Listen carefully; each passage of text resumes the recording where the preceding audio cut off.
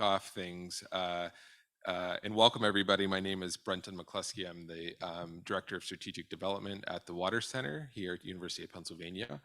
And we're really excited to be kicking off New York Water Week and the UN Water Conference being held at UN headquarters in New York next week. It is the first time that the UN Water Conference has been held in 46 years, so it's a big deal for us, and really excited to have this presentation. We had an earlier presentation today, this morning, focused on transboundary management of river basins. We heard from the Danube River Basin, the Colorado, and the Delaware. Really focused. We had a great panel here locally of Delaware experts, and so this is the second event in our series kicking off US Water Week, and so we're really excited to have all of you here. There is a delegation, Water Center delegation, headed up to the Water Conference next week. And so, again, this is the kickoff to that. Some of the delegation members are here in this room. So we will be representing the University of Pennsylvania and the Water Center at that event. Next slide. So I want to really thank some of our partners in the room whom this would not be possible. We have WAVN, the Netherlands Consulate General in New York, Carter Kraft, who sends his regards. He could not be here today. The City of Philadelphia's Office of Sustainability, the Environmental Collaboratory at Drexel University, Arcadis, and Eastwick United. I just want to mention that Eastwick United, and this will be mentioned later in the program, that they were really, this could not have happened without their collaboration and working with them. And Simon and Jasmine here and our team have really collaborated with them. They could not attend today, but a representative from Eastwick United did attend on the Netherlands trip with the students last week. So they are here with us in spirit, and I know that they're excited that this conversation is happening. So I just wanted to thank them. So before we get started, I wanted to give you a quick overview of what we do at the Water Center. Some of you probably know about us. There's quite a few students in the room, so I hope you know about us. You certainly know about us from the work that you're doing with Simon and the work with Jasmine. But for those who don't know about us, we're an applied research center, and we've been around for about four plus years. We're really focused on working at the community level on urban water challenges, and not only urban. We've really expanded to watershed challenges, rural, and other challenges. We do a lot of work on water leadership, water equity, climate change resilience. We have some of our core issues that we focus on, which I just mentioned, and those. Let me change the next slide. Sorry. The water equity piece, we're really looking at a water affordability, looking at opportunities to have integrated stormwater management plans that are equitable. We've done a lot of work in Pittsburgh and in the region on this issue in New York State. Building community climate change resilience. This is something that we look at as a one water approach. So thinking of wastewater, drinking water, stormwater. How are those systems resilient to ever-changing climate change issues, and working with communities to make sure that they have the funding and the resources necessary to do that. And then most importantly, or maybe not most importantly, but equally as important, is the water leadership. We've worked on looking at building the next generation of water leaders, building up that workforce, and really trying to find and work with water utilities and environmental organizations to really promote and retain the next generation of water leaders. So that's really important for us. So that gives you a little bit of a sense of what we do at the Water Center. And without further ado, I want to introduce Simon Richter, who is our co-host of this event. Simon is a professor of Germanic languages and literatures, faculty fellow at the Perry World House and Penn Institute of Urban Research. He's and faculty advisory board member of the Water Center at Penn. Simon has been, I just will say, instrumental in working and collaborating with the Water Center on many different projects, and so we're happy to be always to be working with Simon. His research focuses on cultural aspects of climate emergency, especially with regard to resilience, adaptation, and sustainability in Germany, Indonesia, and the Netherlands, and the United States. In professional water and climate adaptation circles, Simon is better known as Dr. Poltergeist.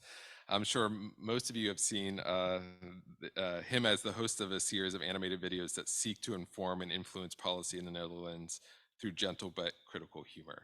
So, Simon.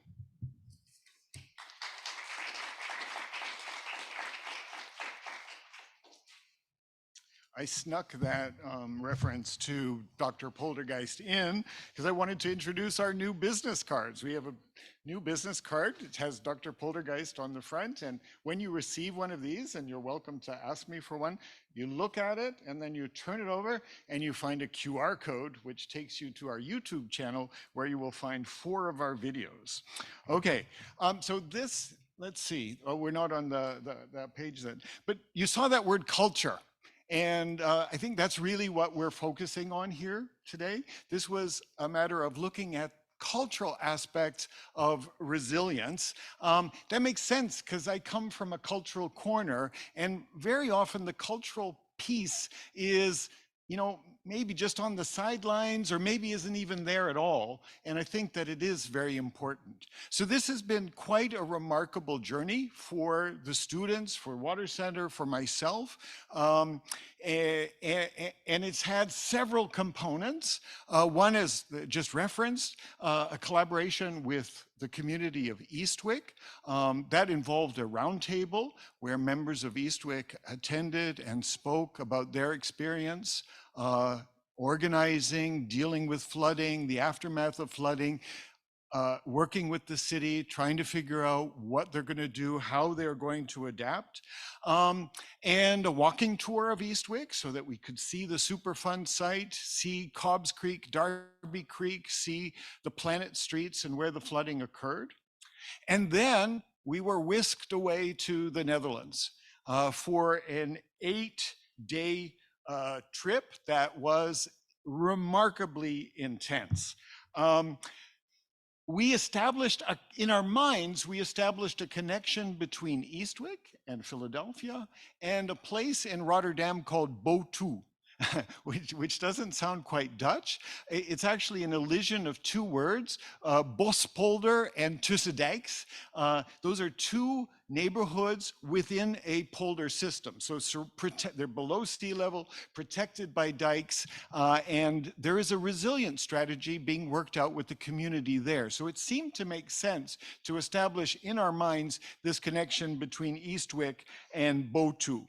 But of course, we went to other places in the Netherlands as well. We did Rotterdam at large. You'll see pictures of the Maasland storm surge barrier. We were in Amsterdam. We were in Arnhem and Nijmegen. Essentially, we followed the Rhine back very close to Germany. 8 days, as I said, 4 cities, 30 experts. In that short time, we met with 30 experts. And we also managed to bike 40 miles. We biked on 4 different days. On one day, we biked for a total of 28 miles. That was so that we could get into a rewilding project near the city of Nijmegen. So, like many who toured the Dutch Delta Works and learn about what Ties Rijken, and the students know who I mean by Ties Rijken calls the Dutch water machine, students were impressed. And if you've been to the Netherlands, you probably were impressed too. But they also encountered, and this is important to keep in mind, they also encountered a bewildering range of perspectives, ranging from hardcore engineering at TU Delft to rewilding in the Rhine flood zone. Students learned that the Dutch water management system may be adequate for the present, but there is no agreement in the Netherlands on the path forward in response to climate change and accelerated sea level rise. Since we returned on Sunday, the students have had little time to process and digest all the information that they heard.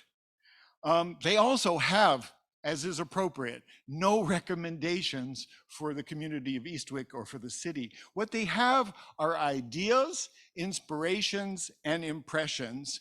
And what they'll share with you today represents their first effort to try to make sense of the bewildering abundance of things that they experienced on the trip. So we'll kick off this event with some background, both with regard to the Netherlands and Eastwick. Brian Schmidt of Waven, who is sitting right here, I'll introduce him in a moment, and Jasmine will set, Rix of the Water Center, who's also sitting back there, they will set the stage, providing background information on climate change impacts in the Netherlands and the community of Eastwick in Philadelphia. Then we'll move into the presentations by the students.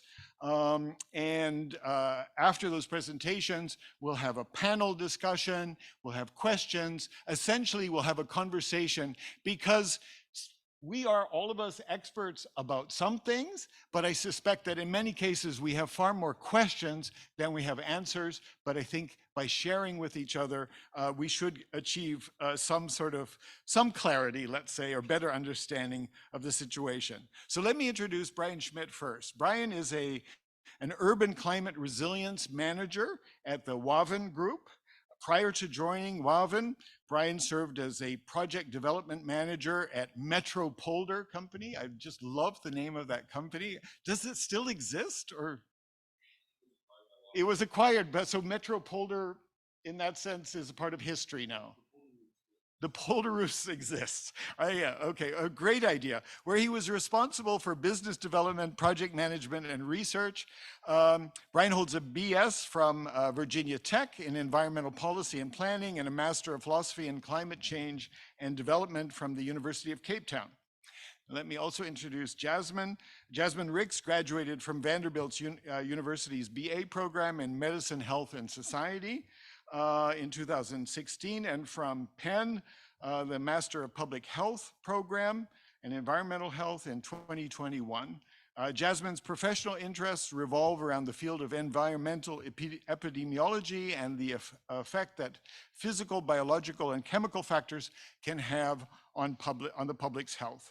As a senior research coordinator at the Water Center, Jasmine supports the aims of the Director of Programs and Applied Research and oversees the center's applied research and programming efforts. Overall, Jasmine seeks to promote water equity and quality, as well as advance environmental justice for all Pennsylvanians. So to begin with, I'll turn it over to Brian to begin his presentation on the Netherlands.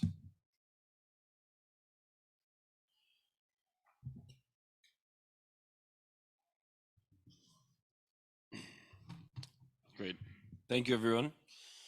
As Simon mentioned, my name is Brian Schmidt. I'm a global account manager for urban climate resilience for Waven. In giving a bit of background about climate adaptation in the Netherlands, I wanted to zoom in on a specific project that I have worked on for the last 6 years and explain a little bit about it. So I think a lot of the challenges that we face in the Netherlands are quite similar to what you will see in most urban environments.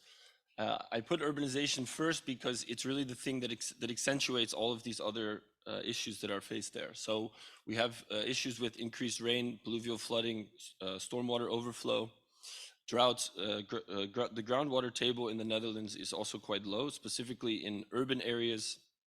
In Holland, you'll see houses that are tilted to the side, and this is because the pillars that they are held on are exposed to air as the groundwater table is dropping. Of course, there is fluctuation in heat, but especially the heat island effect within cities, and then also biodiversity loss. To preface it all, I wanted to start back with a little bit of a personal story about myself. So before I'm originally from the United States, and before I moved to the Netherlands, I was working for New York City DEP doing bioswale installations on the first pilots of stormwater management within the Gowanus Canal. At the same time, going on in Europe. There was in Copenhagen, there was a large cloudburst event that really caught the attention of all of Europe about what could happen with these large rain events. And then again in Amsterdam, there was a large rain event in 2014, which really flooded the city, caught everyone's attention about these are the type of things that we can't manage in the city. And just so everyone doesn't get confused, Copenhagen is not in the Netherlands. And so following these cloudburst events, within the city of Amsterdam, there was a coming together of multiple stakeholders. So from the city of Amsterdam to Waternet, which is the water board, centralized with an organization called Rooftop Revolution, which is a community organization that works on outreach. They basically came together to pilot what Simon mentioned was the first polder roof system, or essentially a rooftop system which is able to capture and control rainwater. You may be wondering what a polder is. Here in front of you, you see actually on the right side is what used to be ocean, and then with the berm of land and the control of a windmill, we're able to create fertile land with the control of water. So essentially the polder roof,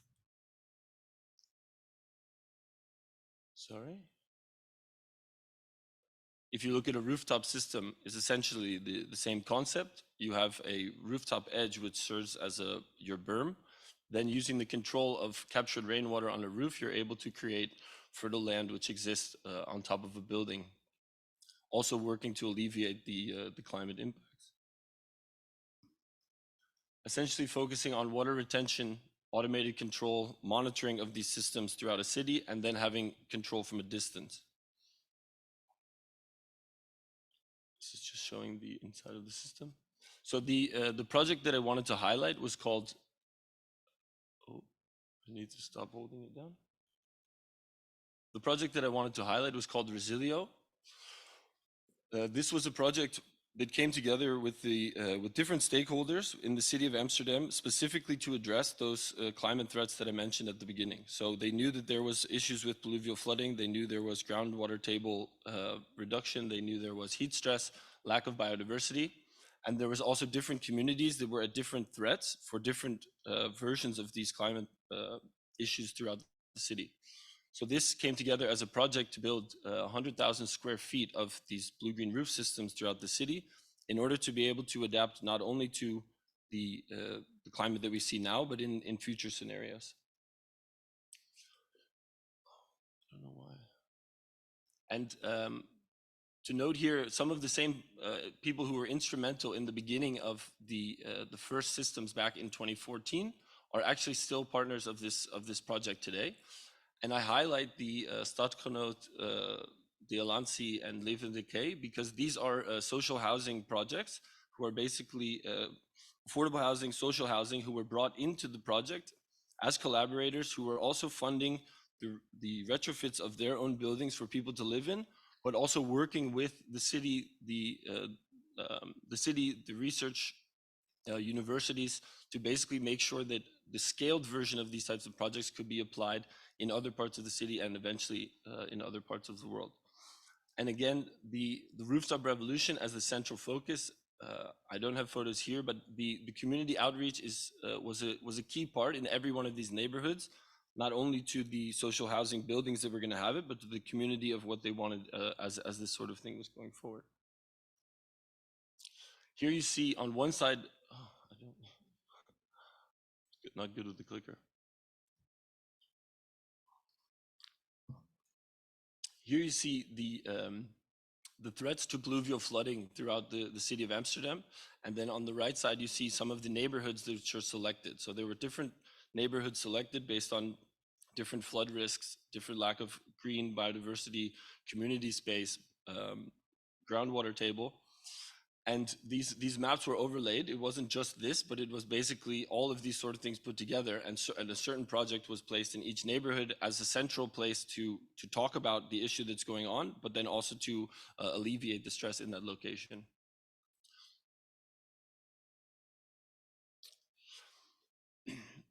In the end, the social housing buildings became the main central location in which climate adaptation was happening in real time, though there were private buildings that were able to buy in at a subsidy. And then the larger piece that came out of it was a collaboration between what was Metropolder is now Waven, and the city of Amsterdam's waternet in terms of the private building owners and social housing buildings now have a public good, which is the rainwater that falls on their building, but it is a privately owned space. So the intersection between a privately owned space and the management of public water is something that has been very delicately worked out throughout the city, and then also gives the opportunity for building owners to opt in to basically to work toward the type of climate adaptation strategies that are put forward by the city's water net.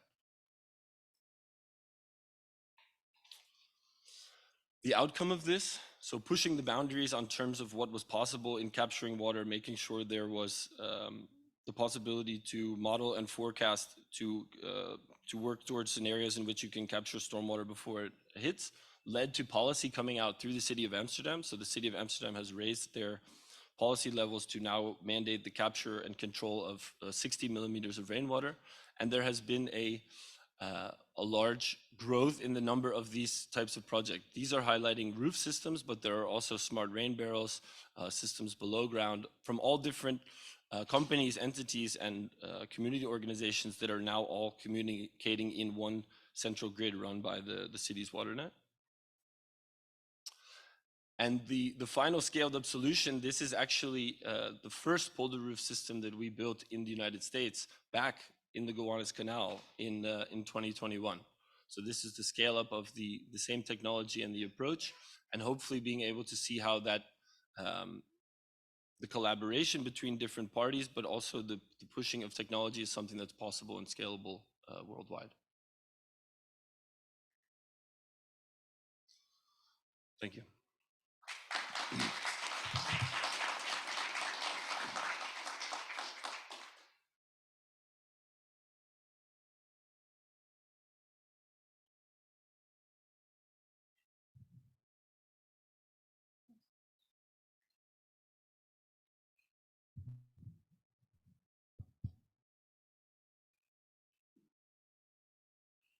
All right. Sorry to the next speaker. My name is Jasmine Ricks, as Simon mentioned, and I will be talking to you all today about Eastwick, especially in regards to the community challenges, primary areas of concern, and the implications for flooding in the area. I've been fortunate enough to be able to show this presentation to both Carolyn and Ted from Eastwick United, as well as Whitley Bladen, an Eastwick ambassador. And my apologies to Simon's class, this will be their third time saying this.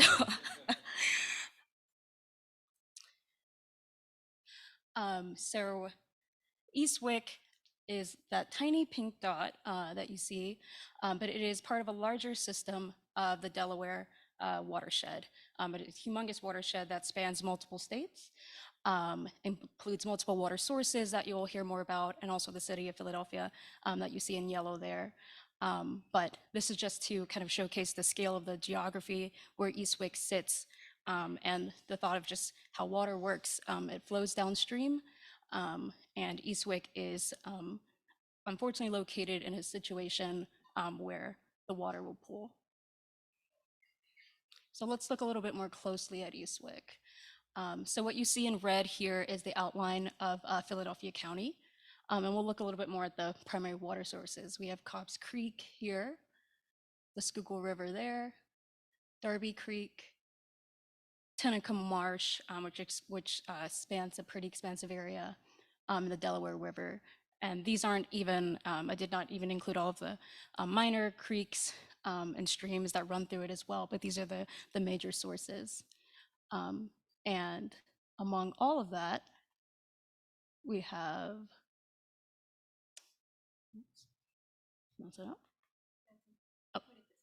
oh, thank you. Okay, among all of that, we have Eastwick in yellow there at the base of Philadelphia. So let's learn a little bit more about Tenneco Marsh, because I think that helps a lot of the environmental framing. So Tenneco Marsh, it used to be a very expansive marsh, and it underlines the environmental geography of what happens of where Eastwick is. It used to span 5,700 acres, but because of the need to develop the area into the city that we see today, it needed, some of that water needed to be pushed back. So by including dikes, by dredging a lot of the water, by damming up some of the streams, we're able to create enough land to be able to build a community off of, and of which Eastwick was able to begin a couple hundred years later. So what you see in green here is just how expansive that marsh used to be, and let you know that it's not gone, it's still there, it's still present under Eastwick, and you can go to John Hines Wildlife Refuge to see it in its full glory. So Eastwick used to be called the Meadows, and actually I'll get to that later. It used to be a rural community and included about 19,000 residents in the 20s. The residents there, it was a diverse community. Residents there had the benefits of living a rural lifestyle away from the city, but they were still connected to some city resources like water and sewage. It was an integrated community, unlike a lot of areas within Philly. And in the 1920s, the land was dredged to make space for an airport and other development plans. One of the quotes for the development plan, it was called a city within a city. And the idea for it was to create a different space for veterans coming back from World War I. And additionally, there was a lot of gentrification happening in North Philly and West Philly, and there needed to be another place for housing to build more homes. So then you have the what many of you have heard of, the urban renewal project. This began in the 50s, and the city had eyes on Eastwick to develop it a lot more. It had space, it had land, and the city considered Eastwick an underutilized area.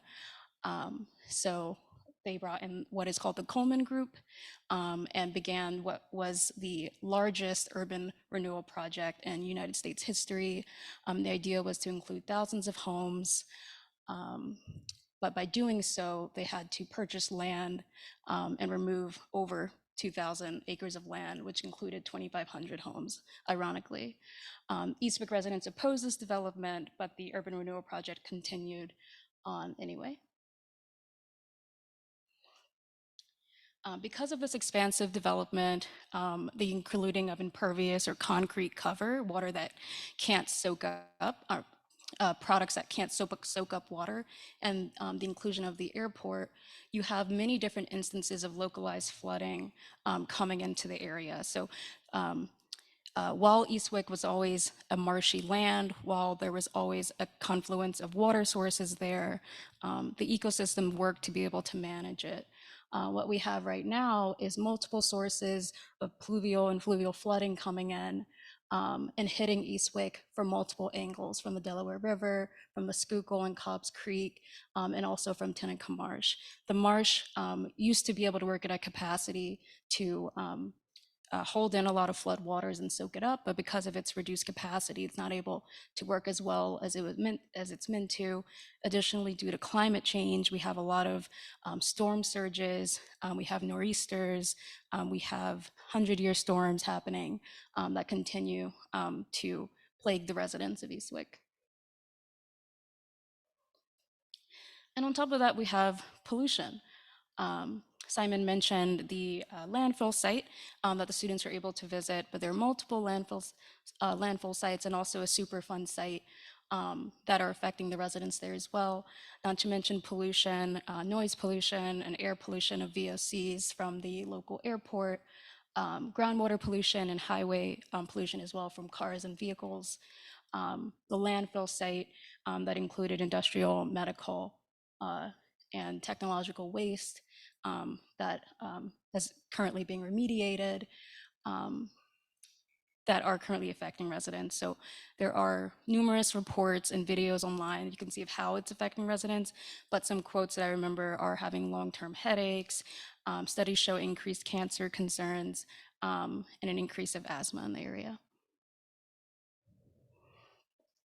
So speaking specifically about the landfill, we were able to visit the Clearview landfill, and these are some recent photos of the site as well. The EPA is currently there remediating the site, and they're in a multi-phase plan.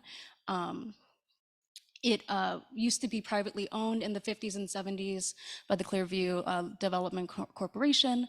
And over the course of 2 decades, municipal, industrial, and medical waste from the city of Philadelphia and the University of Pennsylvania dumped waste there. The site was unregulated and unpermitted, which means there was no oversight about what was being dumped there. And so currently it's in a remediation effort to the tune of $76 million currently. And there's some primary concerns regarding public health there as well. Leachate at the base of the landfill and how flooding and a potential leak in the landfill site can affect residents. There also needs to be excessive soil monitoring and native tree planting, introducing some nature-based solutions to deal with the contaminants there as well. And now to speak specifically about the flooding. So images that you see here came from a recent flooding event from Hurricane Isaias. Hurricane Isaias affected Pennsylvania or Philadelphia in 2020, and it caused a lot of damage to over 2,000 homes, untold psychological and financial damages, reports of waist level water outside, reports of neck high level water inside. And what you can see in the bottom image here is a resident of Eastwick pointing to his home and how high the water got. Additionally, you can see in the bottom right how high the water got relative to cars and vehicles.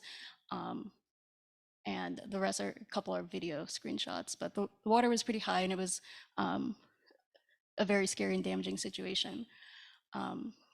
So FEMA, Federal Emergency Management Agency, usually provides funding for major storm events and disaster relief, but they did not unlock funds to help Eastwick because they didn't consider the event as such a severity and magnitude to be beyond the capabilities of the Commonwealth of Pennsylvania, the government, and volunteer agencies to be able to support. So in 2021, Drexel University did a survey of flooding in Eastwick, and what you see are the red dots are resident responses. They were asked the question, have you experienced flooding at your place of residence or within a 5-minute walk of your home recently?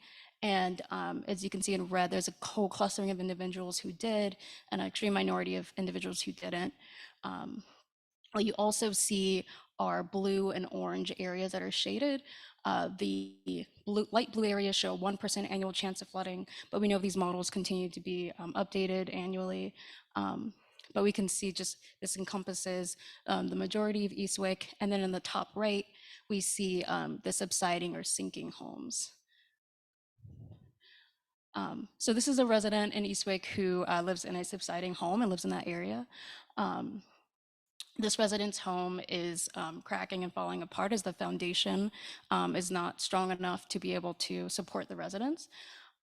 Some quotes that I include direct quotes from contractors talking about the settling of the floor, how the fixing the homes would have to be a monumental effort and many aren't actually fixable, how there's been significant settlement of the home, of the structure, and a quote from a resident saying that at night you can hear the house cracking and how it's not possible to feel safe in a situation like that. So at this point, we have some indisputable issues. We know that the flooding in Eastwick is persistent. It's been well documented, and it is severely burdening residents. So why has it been so difficult to solve this issue? And I can point to like 3 big reasons why. First, we're looking at local and federal governments. The issue behind why Eastwick was so disinvested in initially came from the city of Philadelphia's development and looking at developers specifically to be able to promote the area more. That failure really set Eastwick behind, and a lot of the initial efforts have to come from rebuilding that level of community trust in local governance. At the federal level as well, speaking specifically to FEMA, as a result of FEMA not unlocking funds, they're actually reviewing their, I'd probably call it their equity distribution of funding. So at the local and federal level, there are concerns there. Initially going into developers, The city still has an eye to develop in Eastwick. The city of Philadelphia um, needs money. They still consider Eastwick an area to develop a lot more, but there are those concerns of how to do this in a way that prioritizes residents and their concerns, so they're not bowled over. And then lastly, we have the continued specter of climate change that will continue to cause Eastwick to flood. We still have the impervious cover there. It's still difficult for flooding waters to go anywhere. And so now we'll a little bit more into some major solutions that have come out. So there's two major solutions that are being spoken about among Eastwick residents and among the city in general that combine both engineering, environmental, and social aspects. The levy and the structured acquisition or buyout in combination with a land swap. Um, so the U.S. Army Corps of Engineer is heavily promoting the idea of a levy. They consider it the best option for Eastwood's concerns, but they are conducting initial analyses. The US ACE feels like this is the best option that combines both economic, hydraulic, and engineering concerns. And what it would look like, as you can see from the GIF here, is I'm sorry, a berm that would be placed by the homes that are most severely impacted. And as the floodwaters rise, it should be able to hold the waters back.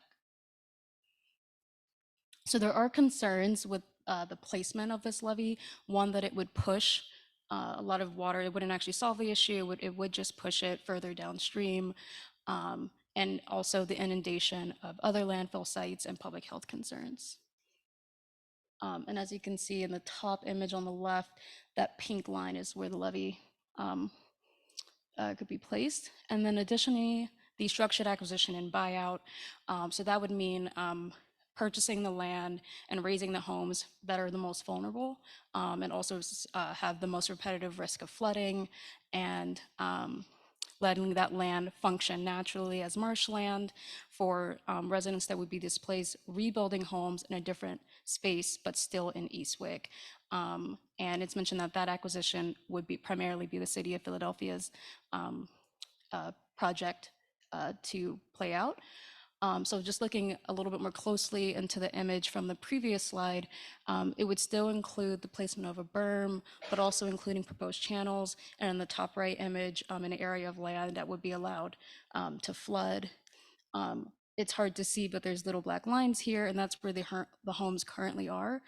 So it would showcase how it could help the homes from flooding at a major scale. Additionally, off to the left of the image, we see where the homes would be reconstructed. These homes would be in an elevation, flood-proof, and also include the addition of a senior center. And this is something that residents have mentioned that they'd like to see. But there's still community perspectives and needs to keep in mind, namely inclusive planning at the regulatory level, also at the building level, and at the planning level, so that residents' concerns continue to be prioritized. Not just flood-proofing Eastwick, but also revitalizing the area as well, including aspects of development that don't push out residents. And that should stay in line with community concerns. Additionally, public health assessments. So it's extremely important to be able to consider the public health impact of the landfill sites. It's continuing to affect residents. So that kind of content needs to happen. And then lastly, I should say United Advocacy Network. So there's a ton of individuals already involved in the Eastwick effort, but a lot of those conversations can be extremely fractured. There needs to be a uniting advocacy network that prioritizes Eastwick's concerns, integrates them into the other powers at play to ensure that progress can be made. And then lastly, there was a survey done among Eastwick residents that asked, what they would like to see in their area as well. And a lot of the aspects there are stuff that you'll see in the upcoming presentations among the students. Flood remediation efforts is a given, but also incorporating industry aspects like hotel and retail stores, places, green space like trails and gardens, playgrounds and water spaces, incorporating education and rec centers, a pool. So Eastwick residents, addressing the flooding issue is just one major part of revitalizing Eastwick back to the community that it was meant to be. Thank you.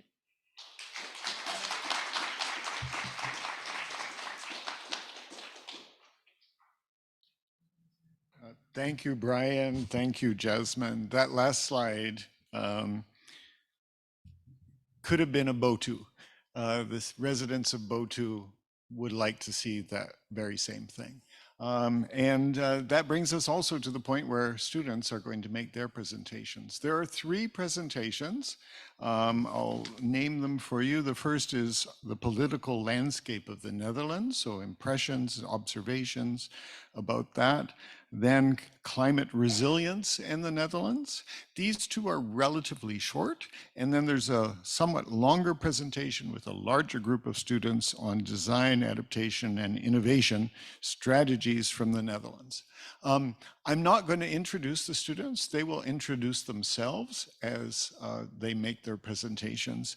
The first one is the political landscape of the Netherlands. Zach Channing, unfortunately, is not feeling well and couldn't make it, so Zach will wing this on his own.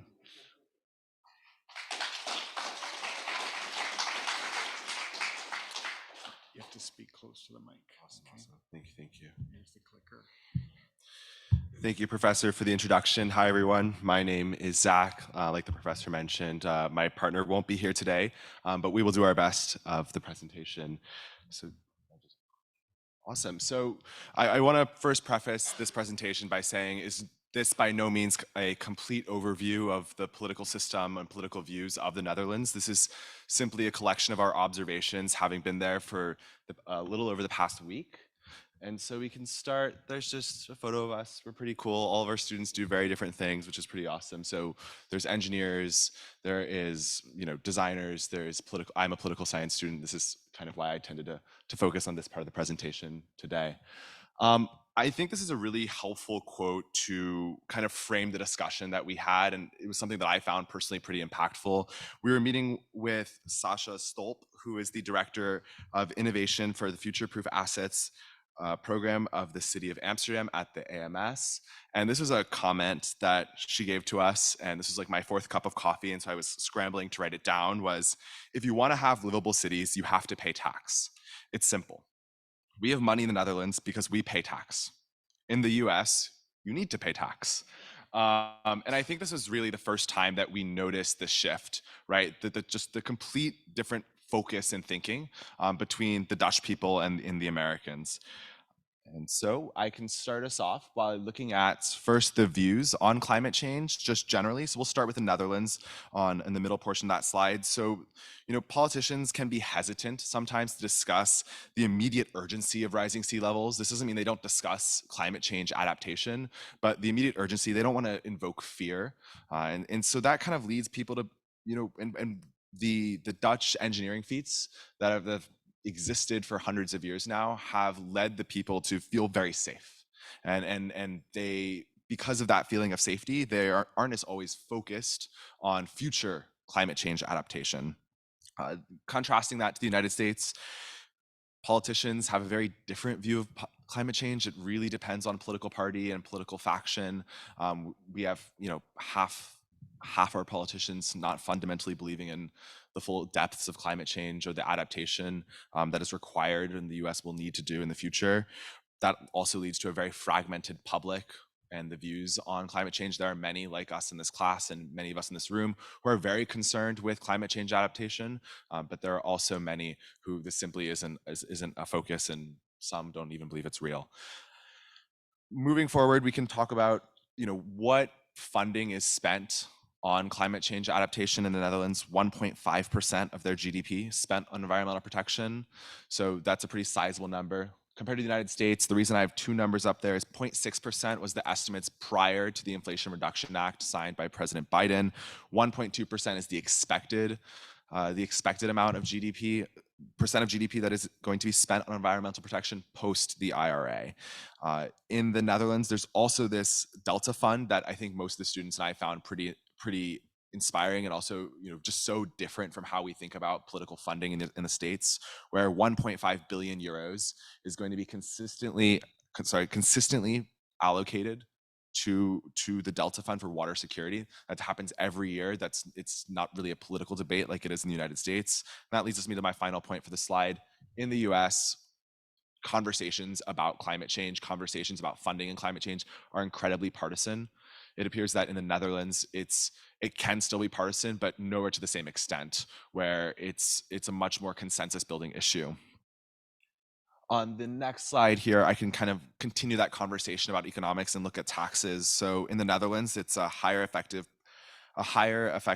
progressive tax rate on individuals and corporations. Effective tax rate means looking at the overall percent of taxes that someone may pay. That includes everything from a value-added tax or a sales tax to an income tax in the many of different buckets of income tax. So what that means is at the very bottom of the slide, 59% is your highest effective marginal tax rate, meaning the wealthiest people can pay up to 59%. That's not just income tax, but many of the expected taxes they would pay as part of their consumption. In the US, we also have, technically on paper, have a progressive tax system. That means the wealthy theoretically should pay more. However, when looking at effective tax rate, because of sales tax and many other taxes, it doesn't often pan out this way. And what we see is a 43% overall highest marginal tax rate. However, I do want to note that there are many loopholes in the tax system in the US where individuals and corporations can get out of paying their fair share. So that doesn't often result in a 43% tax rate. Lastly, what we'll see is in the Netherlands, $23,000 of revenue generation happen from taxes per capita, so per individual. And then in the US, it's about 16,000. Sorry. This is kind of a continuation slide here, but kind of want to look at the different viewpoints that the people have on taxation and business and development. So in the Netherlands, there's this idea of a shared burden theory, right? While in the United States we have more of a going at it alone. There's a lack of unity in conversation. So within the Netherlands, there is this huge focus on national consensus building, and I'm sure many of my colleagues will talk about this in the future presentations. And there's this welcome belief on the importance of taxation and the importance of government programs that work and that support people. Now, I'm not going to say that like anyone is going to be like, yay, the tax collectors here, like take my money. Like that's obviously not the point, but it's compared to the United States, it's just a completely different ball game where the US has a fundamentally different view on taxes. We pay less taxes. We also pay less in energy taxes, and overall, we have one of the lowest taxed economies. And just for reference here, this was data collected from the Peterson Foundation that shows if you look all the way at the top here, I don't know how this laser pointer works, but imagine I'm pointing there.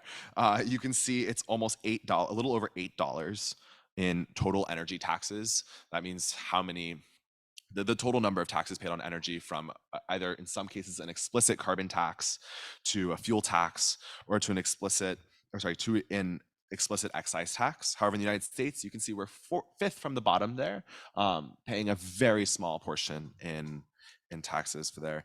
And so in conclusion, I kind of want to highlight two statistics that I think are incredibly revealing about the completely different paradigm that I think, and the reality that I think the US and the Netherlands are living in.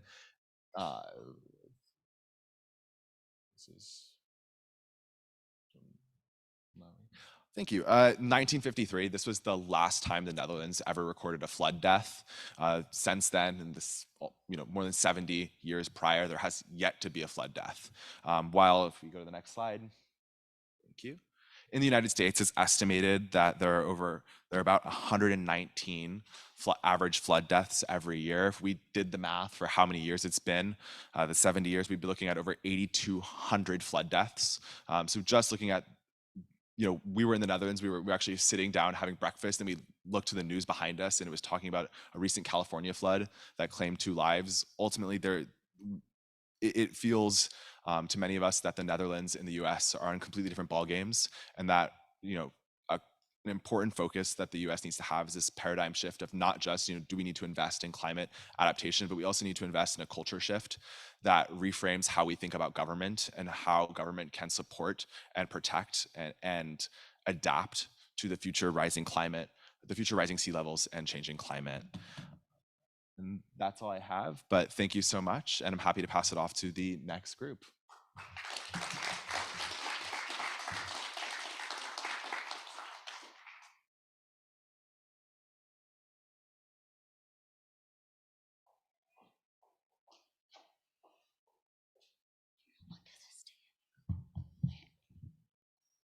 Hi everyone, we're excited to talk to you guys today about climate resilience in the Netherlands. My name is Marielle Kang. I'm a junior in the college here at Penn studying sustainability and environmental management. Hey everyone, my name is Bruce. I'm a junior studying political science, economics in the college. And we also have a third colleague here, Genesis, who is a chemical engineer. She made lots of contributions to this project as well, but unfortunately cannot make it in person. So we want to give her credit as well. So throughout our presentation, we'll be talking about resilience profiles. So we want to define exactly what is meant by resilience from city to city and from community to community, as well as set up a framework for how we should begin to think about resilience. Secondly, we'll be talking about engaging diverse forms of knowledge. So we want to talk about the academic discourse that has been going on in this space, ultimately the kinds of conclusions that have been made about how we ideally conduct resilience planning. And lastly, we would like to talk about community resilience in Botu, Rotterdam, a low-income multicultural community in Rotterdam. So I'll begin by talking about understanding resilience profiles. So early on our trip, we had the opportunity of speaking with Resilient Delta at a roundtable. There we met Dr. Teresa Audrey Esteban, who shared her own thoughts on collective engagement urban resilience framework, which we'll share with you guys today. So what is the collective engagement urban resilience framework? So Dr. Esteban points to 5 main drivers of resilience, including human capital, environmental capital, economic capital, institutional capital, and social capital. As we think about resilience planning, it is imperative that we consider all 5 factors. Furthermore, she talks about defining resilience. Resilience can be defined differently from city to city and from neighborhood to neighborhood. That is to say, it is absolutely imperative to understand risk perception in a specific area. That way, we can translate risk perception to risk communication and ultimately to a resilience plan. I'll pass it on to Bruce to speak about academic discourse in this space. Yeah, thanks, Marielle. So I'll be discussing the process of knowledge production in relation to climate resilience. The Dutch experts we spoke to introduced us to the so-called triple helix model of innovation, which has 3 pillars: knowledge institutions, which you can understand as universities, businesses, and the government. So let's start with universities. The universities play a very important role in climate resilience because they provide the intellectual capital for the discussion. They generate ideas, they pass up these ideas and skill sets to student researchers who will eventually go into the industry. Next, we have the businesses. The businesses would take these ideas and transform them into viable business cases and eventually turn them into products which they would sell to the consumers and households. And then finally, we had the government. The government passes policies and regulations that would eventually form a market for climate technology products. So if we think about in the US, for example, on a federal level, we might think of the Inflation Reduction Act most recently. On a more local level, we can think of the renewable portfolio standards in different states. Across the Atlantic in Europe, the cap and trade instrument has been in place since 2005. And then on a more national level, we can think of the feed-in tariffs for utility providers in Germany. So without the industrial policies and the import-export policies of the government, it would be very hard for the diffusion of climate tech and resilience to happen across national boundaries. So building off of the theoretical framework, I also want to talk about a more nuanced case study in real life, using the Netherlands as an example. So as we know, the Dutch people are recognized worldwide as the experts of water management. And for several decades, they have been exporting their best practices and technology to the more developing countries in Southeast Asia, for example, Bangladesh, Vietnam, and Indonesia. In recent years, however, there has been conversations and indeed introspections, reflections among the Dutch academics, with the realization that this process of policy transfer has been underlined by a very unequal power dynamic in which the Dutch technology is viewed as superior and the recipient countries are viewed as more backward. But that certainly is not the case, because any best practices should be and must be adapted and adjusted in order to fit the local context. So there has been advocacy among the Dutch academics to shift from one directional diffusion of policy and technology to a more symmetrical and mutual conversation in which the two parties would learn from each other. So to put it in a different way, the Netherlands should learn from, the initiating countries should learn from the recipient countries as much as the recipient countries should learn from the initiating countries. And as we would discuss in later slides, this is very important in terms of building trust between the experts and the communities that they're trying to assist. And so in addition, during our conversations with the Dutch experts, we realized that there are different forms of knowledges in the water domain, which we can see through the different approaches to climate change. So on the one side of the spectrum, we have the engineering approach. In the middle of the spectrum, we have nature-based solutions. And on the other side of the spectrum, we have rewilding. If you think about the historical approach to water in the Netherlands, the approach is very hardcore engineering heavy. For example, if there's invasive water, you would build dikes. If there's highways from the ocean, you would build the storm surge barriers, and sometimes they would even reclaim land from the ocean. If we look at the picture on the top right of the slide, this is the very famous Maasdam Kering, or the Maasdam storm surge barrier, which was completed in 1997, and each wing is about the height of the Eiffel Tower in Paris. So that's a very hardcore engineering solution to water. But in recent years, there has been a growing realization that such engineering solution might not be sustainable in the long run. And there's a shift in the narrative from us being at war with water, from us trying to keep the water at bay, to inviting the water into our lives, to a kind of peaceful coexistence with water, with using nature-based solutions. So some examples that we've seen in the Netherlands include green roofs, including permeable pavements, as well as retention basins in the cities. And then on the further end of the spectrum, we also have rewilding, which means to restore a used land into its original level of habitation and biodiversity. And on the bottom right of the slide, you can see a picture from our trip to the city of Nijmegen, which is on the eastern border of the Netherlands and is known for its restorative ecology and very scenic biking routes. That's the city in which we biked over 20 miles a day. So just to conclude our section on knowledge production and climate resilience, we just want to reiterate that it is very important to adjust the best practices, environmental technologies to fit the local context. That is very important because whenever a government wants to implement certain policies or initiatives on a local level, it is very important to solicit the opinions of local communities and then secure the political buy-ins from the local representatives. Otherwise, it would be very hard to implement any kind of changes on the ground. And I think that's a very nice segue to our final section about how having access to government resources have allowed the district of Botu to enhance its resilience profile. Thank you. So Botu in Rotterdam is known to be a community that has effectively been able to implement these strategies.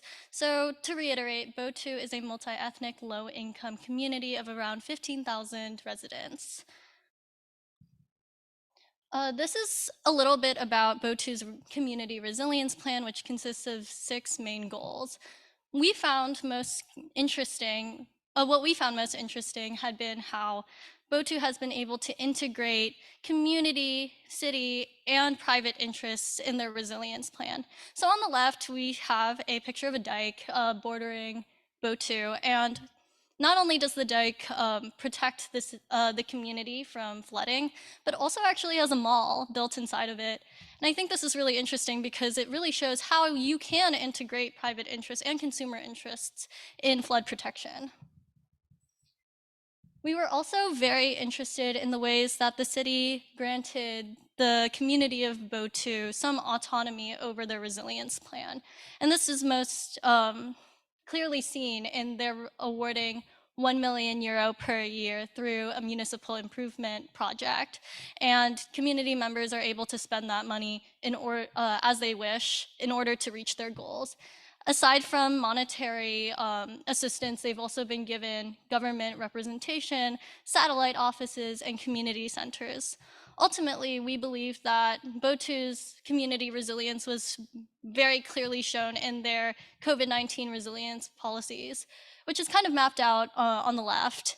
So some of the things that were pointed out to us during our walking tour had been how farmers markets encouraged people to buy locally in a time of economic difficulty, and programs where laptops were provided to school children who needed them in order to get an education during the pandemic. BOTU teaches us a lot, and ultimately it comes down to having equal conversations, providing communities with resources and representation. And in doing so, we can come up with effective resilience plans in the face of climate change. Thank you so much.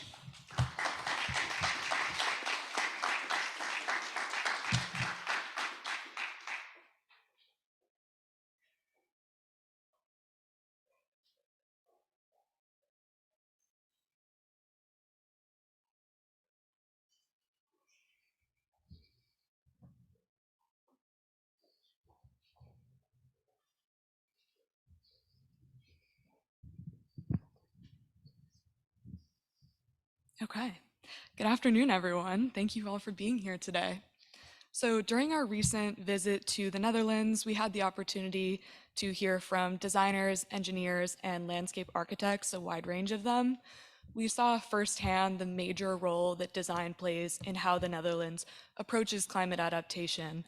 Designers went beyond creating speculative futures, but actually put those futures into action to see how they would hold up in real space.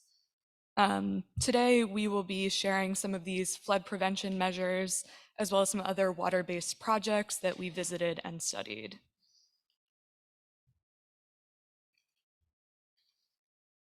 My name is Julia Garbino, and I will be presenting with my peers Skylar Rimple, Angela Yee, Divya Rasapan, Prithvi Bail, and Sage Basri. We come from a range of majors, but all sort of share a common interest in this subject. We'll be approaching these strategies in 3 different ways. Firstly, we'll be looking at floating homes and a floating farm, how those have been utilized.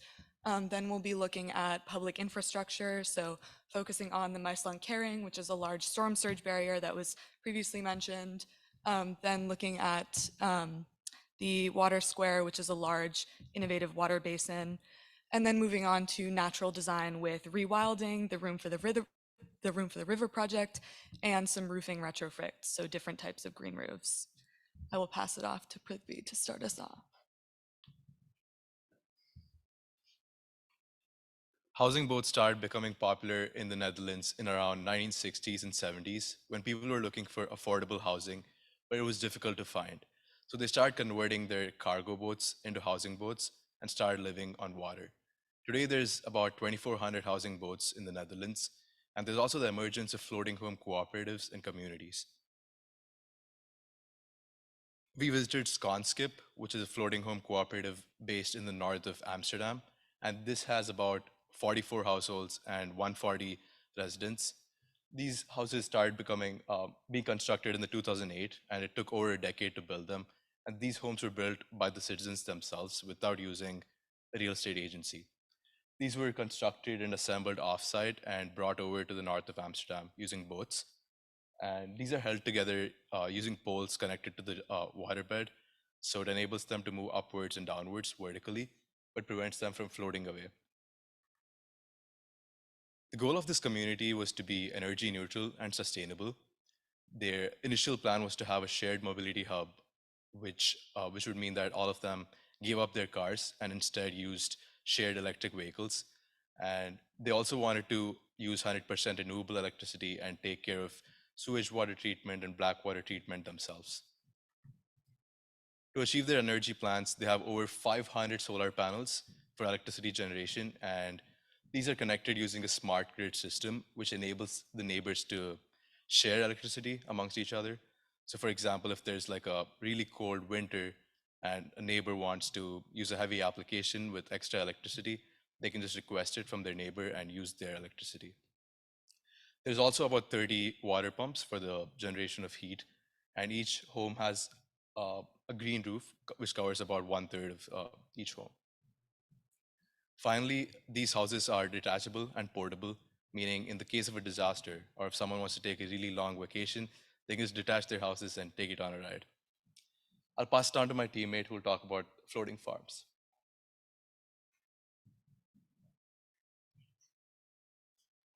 Hi, my name is Angela. On our trip to the Netherlands, we also had the opportunity to visit the floating farm in Rotterdam in the Maas River. And these are just a few photos that we took on our trip. On the left there is Minke van Wingerden, who founded the farm in 2019 along with her husband Peter. They were actually inspired in the aftermath of Hurricane Sandy, which hit the northeastern US in 2012. They noticed that the storm caused severe flooding, especially in the city of New York, that disrupted food supply chains and led to widespread food shortages. And so Minka and Peter wanted to avoid these kinds of issues in the future. So they worked with a team of urban designers, engineers, and local stakeholders to create the floating farm, which went into operation in 2019. Currently, they supply dairy products like eggs, yogurt, and milk, which we actually got to try, and it was very delicious. And they have plans to expand to chickens and vegetable farming in the very near future. So the floating farm acts as a sort of real-world lab or a large-scale experiment. It not only incorporates technological or physical innovation, but also social innovation in its sustainable and community-conscious practices. So, of course, first of all, it's adaptive to fluctuating sea levels, which makes it responsive to changes brought by climate change like flooding, storm surges, and sea level rise. It also harnesses clean energy in the form of floating solar panels, which supplies all of the electricity needs for the farm. It harvests and filters rainwater for the cows to drink, and also uses robots to automate the processes of milking the cows and collecting manure to be turned into fertilizer. In terms of social innovation, it incorporates circular practices into its daily operations. And this goes hand in hand with local supplying and sourcing because the cows actually receive a lot of their feed in the form of food waste from the city of Rotterdam. And in turn, the cows will supply their dairy products as well as manure in the form of fertilizer that's sold to residents in the city. And also, community engagement is really important to the floating farm. It engages local volunteers to help out with day-to-day operations and hosts educational campaigns and workshops.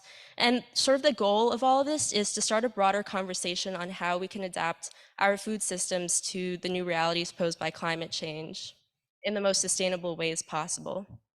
And I think one of the most compelling aspects of the farm is how it could potentially be scaled and adapted to different cities, coastal cities across the world that are dealing with sea level rise.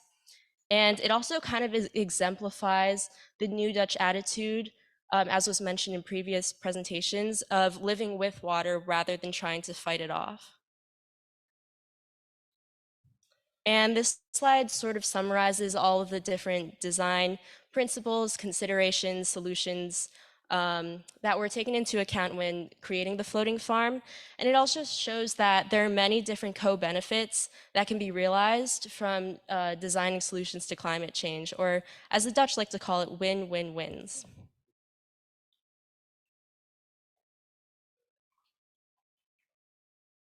Okay, so we'll be talking a little bit about the public infrastructure in the Netherlands from large to small scales. So to begin, we have the Maaslandkering, which is previously mentioned. This is one of the biggest pieces of Dutch stormwater, storm surge infrastructure. It was built as part of the Dutch Delta Waterworks post-1953 flooding, which was incredibly devastating. So as we can see here, the Maaslandkering is located on the Nieuwe Waterway, which is leads right into the port of Rotterdam.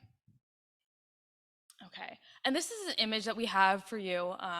as we can see, the actual length of the barrier itself is as tall as long as the Eiffel Tower is tall, and the storm surge barriers are about 70 feet tall and can prevent about quite a few meters of storm surge. And it's built with a very innovative ball and socket joint at each of the ends that allows it to swing in and then settle down into the water. So typically, here's an image of it opened and closed. Typically, the barrier is open to allow ships in through the port of Rotterdam. And as we can see here on the left side, this is what the storm surge barrier looks like when it's actually closed. In the 20 years since it's been built, it's actually never been closed for any storm surge, but this is what it looks like during the yearly tests. And this is an image for scale. It's quite a large piece of infrastructure that's important to security in Rotterdam. And I'll pass it on. Hello, my name is Skyla. I wanted to talk about the Water Square Bentham Plane today because it's a really cool piece of infrastructure where in normal times without flooding or rain, it can be used as a basketball court. It's really just a great piece of recreational land space for the community members to engage with. But in times of flooding, it can hold up to 450,000 gallons of water, which really helps to alleviate some of the pressure off of Rotterdam's sewage services. And so it was built in 2011. We got to visit it, and there's our professor standing next to it up there. And it's just a really great way to incorporate both public recreation and active space, as well as helping to manage the flooding crisis. So now that we've looked at kind of these harder infrastructure pieces, we're going to be looking at softer, kind of more natural features. So throughout our visit, we were focused on this Dutch way of thinking encapsulated by this saying, God created the earth, but the Dutch created the Netherlands. This is in reference to the vast amount of large-scale terraforming projects that have shaped the land, including land reclamation from the sea, the creation of low-lying polders protected by dikes, and the domestication of wildlife for human use. Humans have reaped the benefits of this perfectly shaped geometric land for years, but it's had a really negative impact on biodiversity throughout the region and left the majority of its open waters in poor or bad condition. As you can see here in white, 54% of the land in the Netherlands is devoted to agriculture, with limited green space for uninhabited wildlife areas. We were able to visit one of these areas just outside of the town of Arnhem. Our tour was led by ARC, a Dutch group that has been promoting the concept of rewilding for over 30 years. The idea of rewilding, as was mentioned, is to reclaim agricultural or otherwise domesticated land and return it to nature through a few different methods. We'll go through a few. One is remeandering rivers. So a large part of the sort of terraforming aesthetic is straight rivers that are very conducive to trade. These large ships and barges will come in with goods. ARC aims to remeander rivers, restoring their natural bends in order to be more conducive to mitigating drying out and flooding, as well as leaving space for erosion and sedimentation, and overall improving biodiversity, which we'll discuss more later in Room for the River. Next is connecting nature areas. So we discussed how they've worked to restore the connection between the Wal and the Maas rivers in order to kind of promote biodiversity and restore some of that connection that has been lost. Reintroducing wildlife is a major element that we discussed. So that's reintroducing migratory fish populations into streams and also natural grazers like deer, bison, and horses in order to restore the natural variation in the land. And this is all with the end goal of restoring ecosystems to the way that they naturally and cyclically operate. ARC steps in, but the idea is for them to take a step back for nature in terms of the biodiverse processes that can be put back into place. We're going to be discussing Room for the River now. So Room for the River has also been one of the big projects that has dominated the landscape. This has really become important post 1995 river and flooding that has affected both Nijmegen and the nearby village of Lent. So one of the big pieces of this project was actually lowering the floodplain elevation to allow for flooding that wouldn't impact residents nearby. This also included relocating levees, increasing the depth of side channels, etc. As we can see up here, there was a second side channel which was created, which I will point out in the next slide. But this really encapsulates the idea of inviting water into our cities and allowing it to flow naturally. And in this project, it was really important that the engineers and people involved with the project consider the water dynamics as well as erosion and sedimentation processes. So as you can see here, here's the original flow of the Wall River. It's quite a meandering river with bottleneck stresses on the river levee system. And as you can see on the right in yellow is where the additional channel has been created. This is also the location of quite a few homes of residents prior to the project. And as you can imagine, when they heard about the project, they were not initially thrilled to hear about it. But the approach of Hans Brouwer and the Rijkswaterstaat was something that we were really interested in. And here's a picture of us as we heard what he had to say. While the project wasn't well received initially, they were really serious about understanding the concerns of residents and meeting them where they are, as well as appealing to the common good. One of the things I took away was that this process isn't something that could be accomplished within, a quick few weeks. It was a process that took time, took several meetings to build trust, to earn that trust, and to understand what the kind of hopes, dreams, concerns of the residents were and how both the Rijkswaterstaat could meet them there. So this part was really crucial to the actual project success and to allow for the formation of a new channel that helped to decrease flood risk to the residents in the area nearby. And yeah. Awesome. So now we're gonna discuss just a few roofing retrofits, which really impressed us, which the Dutch have implemented really well in Rotterdam and Amsterdam. And they are the polder roof and the biosolar roof. Brian spoke about the polder roof a little bit earlier. We met with his colleague Frizo in North Amsterdam to discuss the polder roof, which is a really innovative way of turning a roof into a water reservoir so you can control the flow into your waterways after a storm. And we really appreciated how that allows our cities to increase the permeability, essentially, of hard surfaces. And similarly, the biosolar roof is where a vegetated roof is covered with solar panels, which increases the insulation ability of the building, aesthetics, while creating energy independence. And of course, like the polder roof, increasing the amount of stormwater which is absorbed into soil. So we really appreciated these designs. Thank you.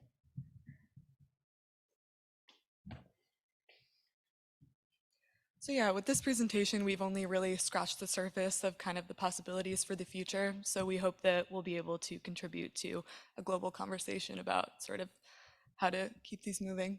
Thank you very much.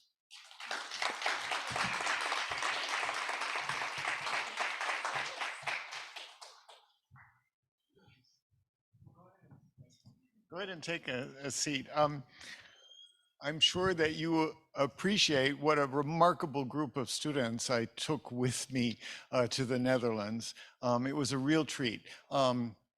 Experts were thrilled by the questions that they asked. They asked really sharp questions. They were not shy, and that's exactly what I wanted to see. So I was really gratified myself. We're now going to move to the panel stage of this. This is an opportunity for 5 experts to respond to what they've heard. This has not been programmed in any way. We're all very curious as to what struck you and what you're going to tell us, but this is the point at which the conversation here really begins. So let me ask the panelists to come up, take a seat, and then I'll quickly introduce you.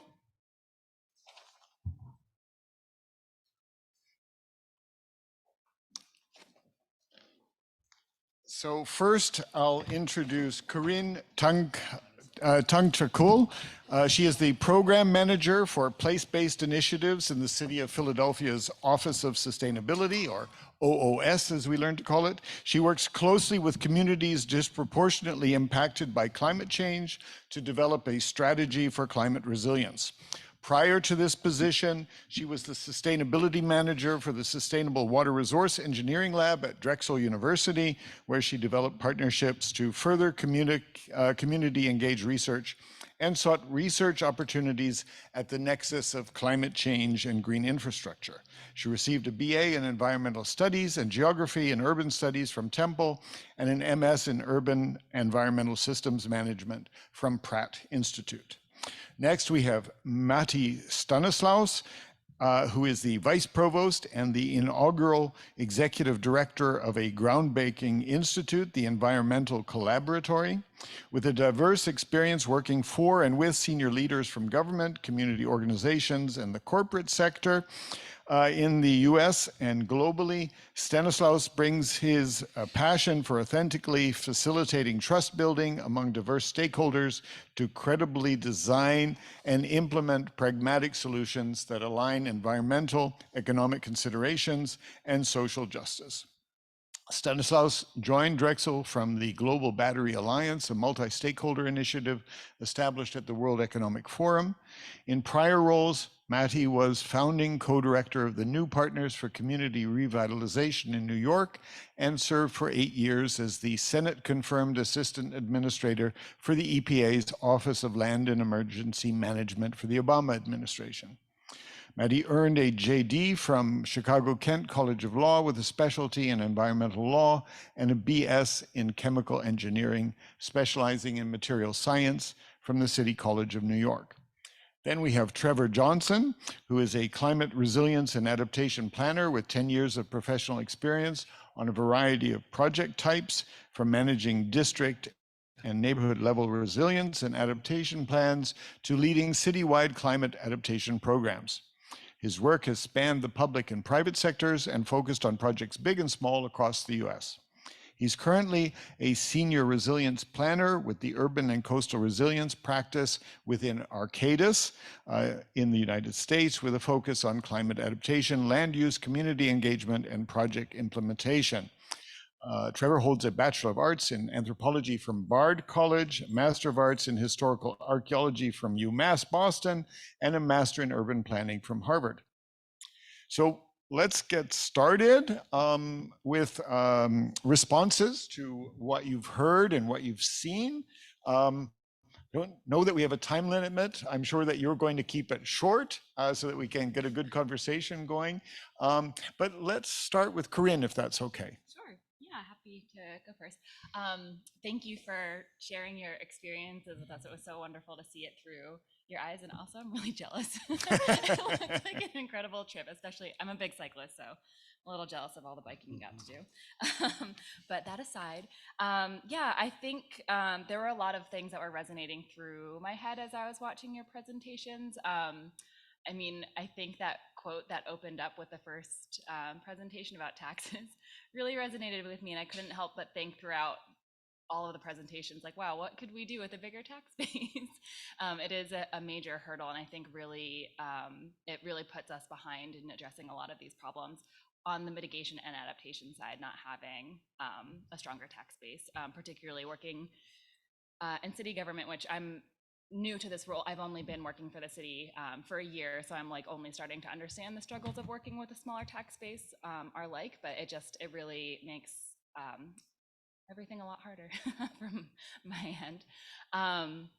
I wanted to mention, I think the another area that resonated with me was in that second presentation about soliciting community input. My role with the city has been engaging Eastwick residents and coordinating our government partners, city, state, and federal government partners in working on a holistic solution in Eastwick. But I end up doing a lot of community engagement to understand what their concerns are and how to engage them in that process. And that it takes a really long time to, especially in the position of city government, which has broken trust with Eastwick many times because of many terrible things that we have done. To start to build trust back takes a long time, and then to build a process where residents can engage with us in a long-term solution also takes time. But we also have climate change happening, which is making everything accelerate and much more urgent. And it's really these time constraints are butting up against each other, and so it's been really challenging to find not even find a middle ground, but a way to accomplish both. But if you're interested, I wanted to point you to this graphic that I found really helpful in my work called the community engagement spectrum, which shows different levels of community engagement and what that signals to community members themselves. And they're on the least inclusive side, there's just kind of like, well, I guess there's probably one even less than informing, but there's kind of just like the informing, like we're giving you the information, but there's no time or method to get input back. So it's very like dismissive of community engagement. And then on the most inclusive side is when you're able to defer to community members to make decisions for their community. And that I think about a lot as I'm in conversations trying to figure out how can I get us to a point where we're able to defer to the community members to make the decision so that we're not making decisions on their behalf, that they're the ones at the table making the decision. It's from my involvement in city government so far, that's not possible most of the time. So we're trying to create ways for it to be possible and something that we can do as we're coming up with a long-term strategy. And then on the last one, some things that were resonating in my head as you were going through those different through that presentation, I really appreciated how many different what I call resilience measures or mitigation, like flood mitigation measures or resiliency solutions, how many different measures we're kind of layering on top of each other and creating a more holistic resilient community. And I work with Trevor at Arcadis, and he's helped me think about ways to think more holistically about our approach in Eastwick. But something that I was thinking as you were going through those slides is we're having a similar approach in Eastwick where we're looking at resilient housing, we're looking at bigger, more structural measures, we're looking at smaller structural measures, we're also looking at more like ecological nature-based measures, and it requires a layering of all of these things to come up with like a holistic solution. And that's what I think will really help Eastwick be a more resilient community is many, many different things, not just one, let's say, levy, because that's what's being studied right now. We need many different things that will kind of layer on top of each other.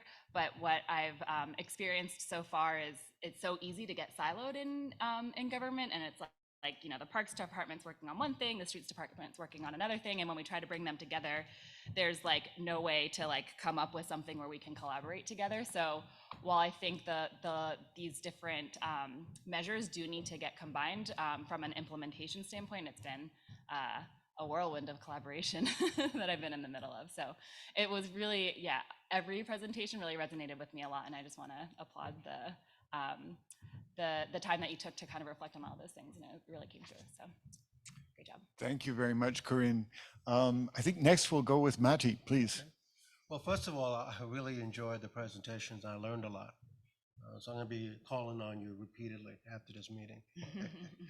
So I want to begin with probably the closing of the last presentation about meeting communities where they are, you know, which I think is probably the most important aspect of how do we address this intractable, historic, racist, systematic disinvestment that represents Eastwick. And I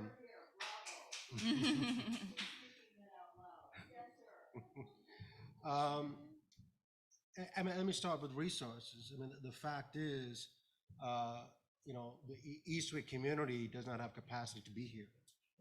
So this meeting already fails the first principle of environmental justice, right? is those communities who are at the impact should be at the table to make decisions, you know? Nothing to do with how you organize it, but there is unless we solve the capacity leadership need of communities, they're always going to left behind. You know, and I grew up in New York, and I've seen the destruction that Robert Moses' decision has made in a racist, classist way.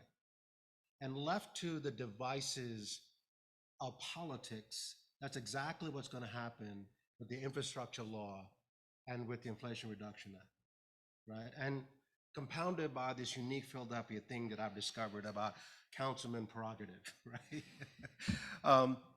So what can we do? You know, one is we, the experts, need to do a better job of organizing and harmonizing our expertise in the service of communities. And I think that's a collective challenge, you know, and I was just with Carolyn just a few days ago and a few other community groups that they're constantly hit with requests, and they don't even have the capacity to manage all the incoming. So we have to figure out how do we organize ourselves. And one of the things the community group said is, how do we use our access? University of Penn, Drexel, we have access to policymakers, with funders. Do we use our access to lift up communities? You know, and I'm not going to name this person. I'm a steering committee on a citywide group developing a platform, the next mayor, and I got a response back internally, well, we may lose resources. Like, that's exactly the point. You know, unless we're willing to use our footprint, our access to deliver equity, we will do what universities have historically done, you know, create resource for itself and disinvest in the adjacent community. So, so organize resources, commit to capacity building, independent technical assistance to enable community-based decision. At the end of the day, it's got to be community-based decision-making. You know, I was on the Obama team on Superstorm Sandy, and I saw what happened in New York City. And you can go to the plans right now. New York City has a very expensive solution to protect downtown Manhattan. The communities that were most impacted will not be protected by the New York City plan. So how do we make sure that the political process begins with and invests in the communities of greatest need? So, you know, March 29th, if you're interested, we're having a mayoral platform.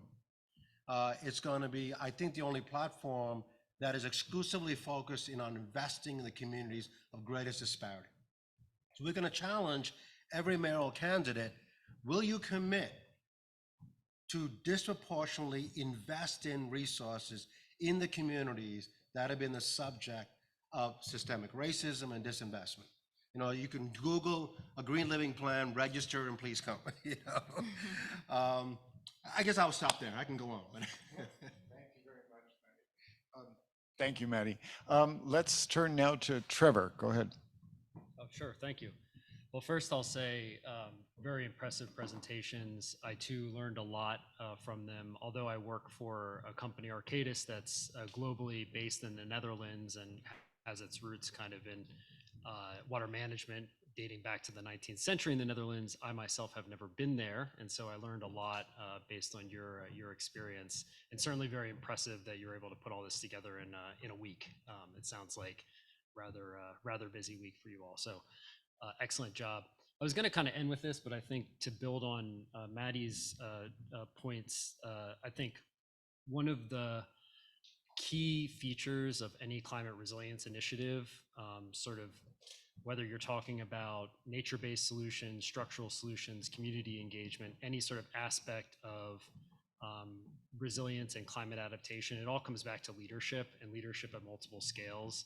So when we think about how we actually achieve any goals for any place, including Eastwick, you know, we really do have to make sure that the leadership is in place and that we have the political will to actually make these things happen. And I think one thing I would applaud, you know, Corinne's office and the leadership of that office is that, you know, recently, you know, I think out of a recognition that Eastwick has been ignored for far too long, and in Jasmine's presentation about the lack of a federal disaster declaration in the neighborhood after Tropical Storm Isaias, I think you see that pretty plain and simple. the city really has stepped forward and tried to step up to the plate in the last couple of years to make sure that there is a dedicated focus on us serving this community.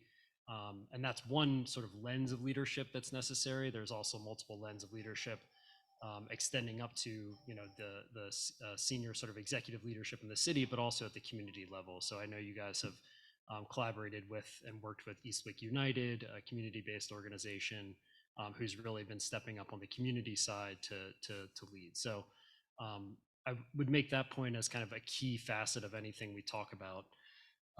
A couple of things that kind of stuck out to me from the presentations.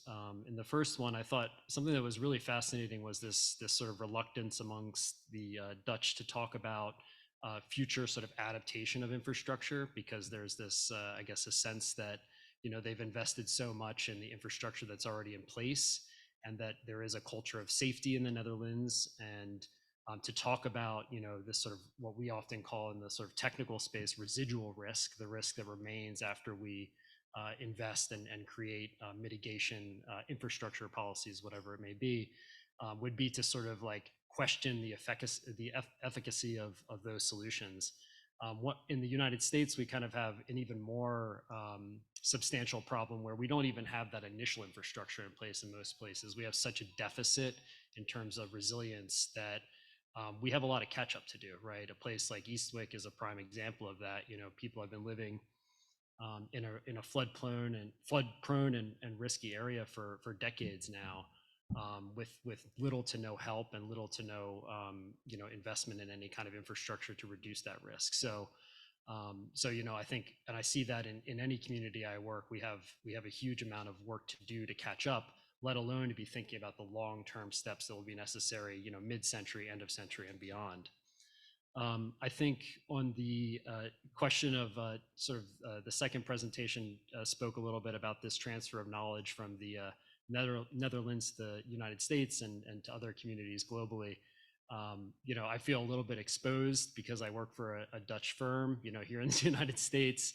I started my career after Hurricane Sandy working for the city of New York. And at that time, we had a significant number of professionals from the Netherlands coming over and advising the rebuild by design process, out of which the substantial expensive investment in Lower Manhattan kind of originated, was led in part through oversight from an individual named Henk Ovink, who I'm sure many of you know, and Sean Donovan, who was the secretary of HUD at that time. And so there's a significant amount of I guess transfer of knowledge that attempts to come from the Netherlands to the United States and elsewhere.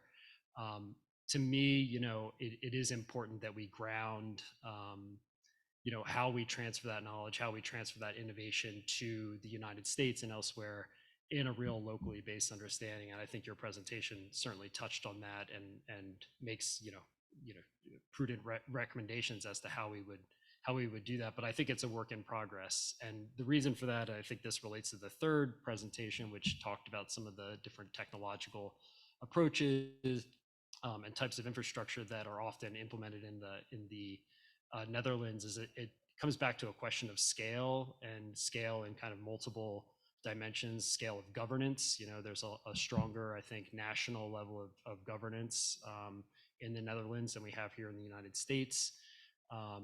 Question of scale in terms of water management. So a place like Eastwick, Jasmine's presentation had some maps that showed the jurisdictional boundaries between Eastwick. Much of the area, the drainage, the watershed that affects Eastwick is not within the city of Philadelphia's control.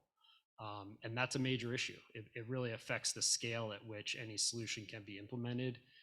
To be able to implement something like Room for the River on something like Cobb's Creek, just as an example, like a major restoration of the natural floodplain that's been harmed over decades of development, would take a huge sort of regional collaborative effort. And there really are not many precedents for that across the United States. There are some, and they've, I think, shown some early good results, but it is challenging to implement because of the sort of fractured nature of our governance structures in the United States. And that's why I think we end up with things like the levy that can be located strictly within the city of Philadelphia's boundaries, or other types of solution that are more feasible within the kind of domains that we can control. So I'll stop there so as not to take up too much time, but yeah, thank you again. Thank you, Trevor. Fantastic feedback from all three of you. I do want to give Brian and Jasmine a chance just to say a few words, if you would, in response to the students. Sure. Yeah, I'm also very impressed. I've been living in the Netherlands now for 6 years, and you guys have seen some of the parts of the country I haven't seen in 8 days.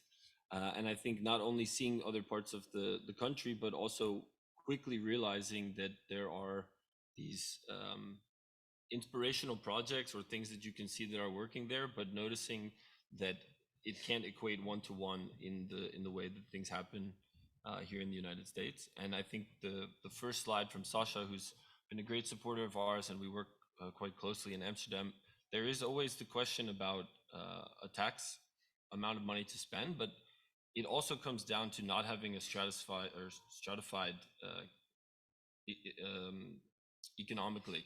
So people who are on a similar level basically tend to trust and work together more closely. So when people are talking to people about an environmental project or something they want to have, there isn't this level of desperation or the feeling left out that you sometimes find in the United States. And I think that it's not so much about the tax base that it is that people feel they feel safe because of technology their country has built. They feel closer socially and economically, and then that also allows them to trust for these sort of projects. And no one has the right answer as to how you can sort of build that, but noticing that and being able to build on it, I think is an important part.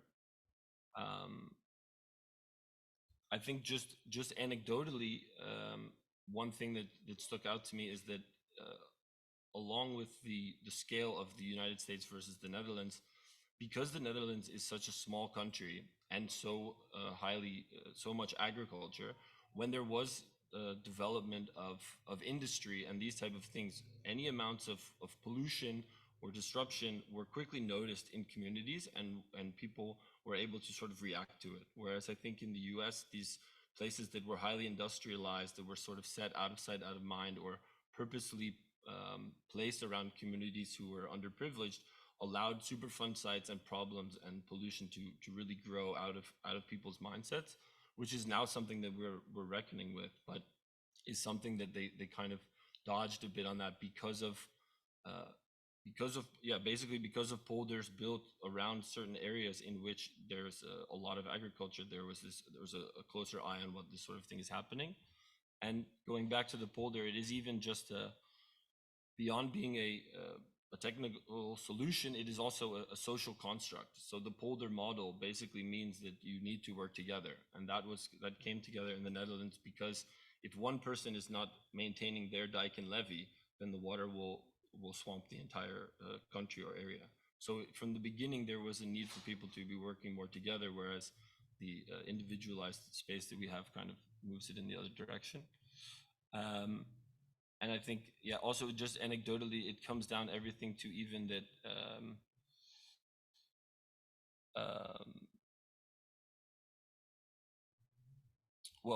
yeah, that's and I think that you guys have done a really good job of absorbing it, and I'm really excited to see kind of where and what comes up next in terms of inspiration. Thanks, Brian. I'm going to take the prerogative of having a mic to respond to what you just said, and I do that sort of for the sake of the students too. I totally understand where you're coming from with regard to the scale of the Netherlands and that one would notice, but I'd mention like three things. One is industrial agriculture itself is destroying the Netherlands. Tata Steel is in someone's backyard, and people are suffering from that.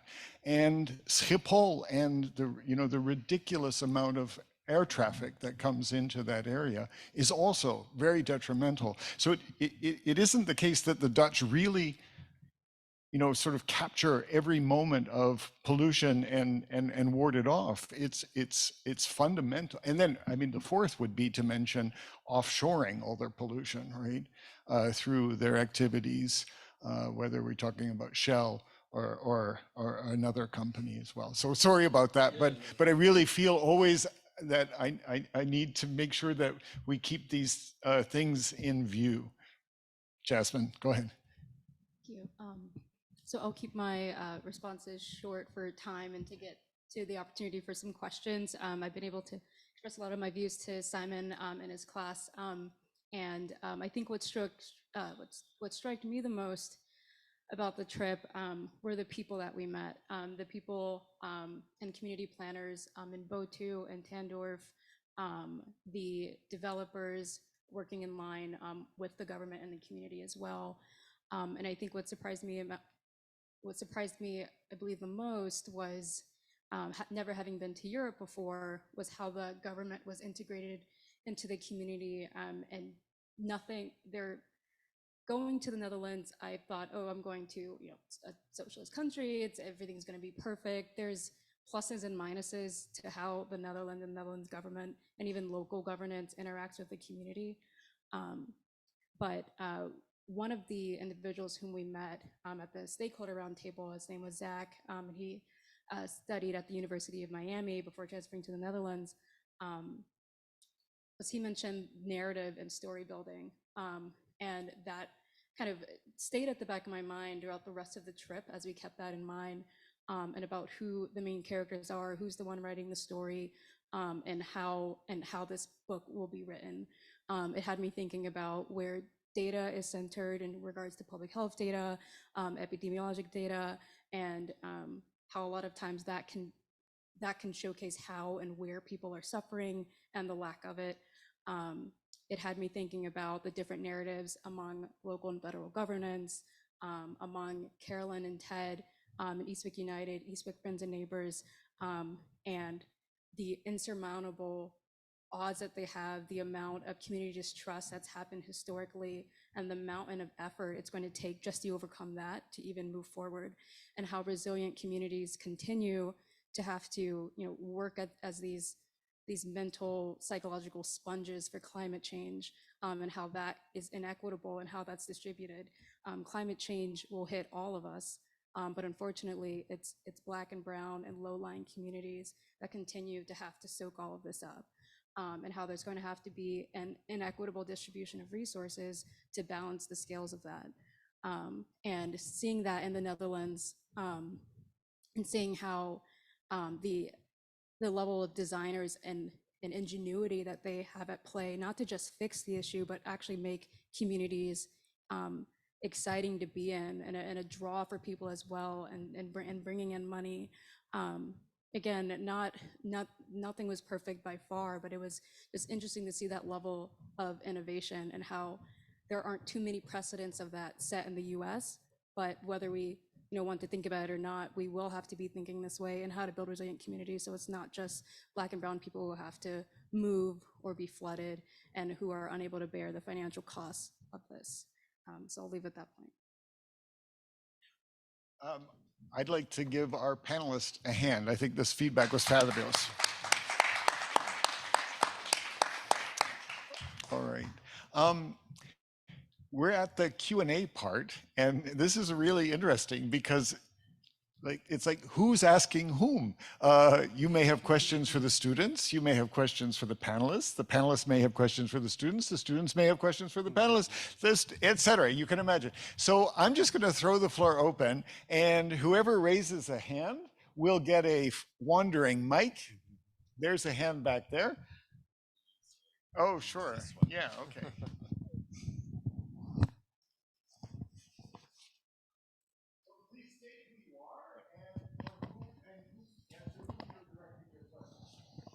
Gerhard. To the students or anyone who wants to talk on the technical issues, there were a lot of really interesting technologies mentioned in the third talk, and I was wondering, is there any sense of the relative cost of solutions? Because obviously, while it's always nice to talk about more resources, they aren't infinite.